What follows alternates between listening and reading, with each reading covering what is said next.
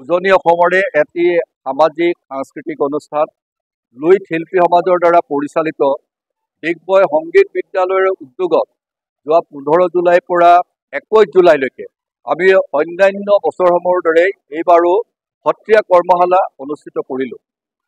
আৰু সেই কৰ্মশালাৰে আজি সামৰণি অনুষ্ঠান লগতে আমাৰ সত্ৰীয়া সংস্কৃতিক বৰ্তমান ৰাষ্ট্ৰীয় তথা আন্তঃৰাষ্ট্ৰীয় পৰ্যায়ত স্বীকৃতি দিয়াৰ ক্ষেত্ৰত যিসকল ব্যক্তি আচলতে বাটকটীয়া ব্যক্তি আছিল তাৰে দুজন ৰখেশ্বৰ শইকীয়া বৰবায়ত আৰু মণিৰাম মুক্তিয়াৰ দত্ত ডাঙৰীয়াৰ সোঁৱৰণত আমি এই সোঁৱৰণি অনুষ্ঠান আজি অনুষ্ঠিত কৰিলোঁ।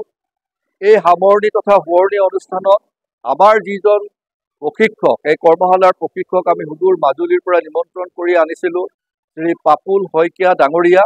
সেই পাপুল শইকীয়া ডাঙৰীয়াই অতি কষ্টৰে আজি 7 দিন প্ৰশিক্ষাৰ্থীসকলক প্ৰশিক্ষণ দি আজি এই সামৰণি অনুষ্ঠানত মহাপুৰুষ মাধৱদেৱ ৰচিত পিম্পৰা গুচোৱা অংকীয়া নাটকখনি আজি এই মঞ্চত মঞ্চস্থ কৰিলে। মাধৱদেৱ ৰচিত ঝুমুৰা নাট ইয়াত আজি মঞ্চস্থ কৰিলে।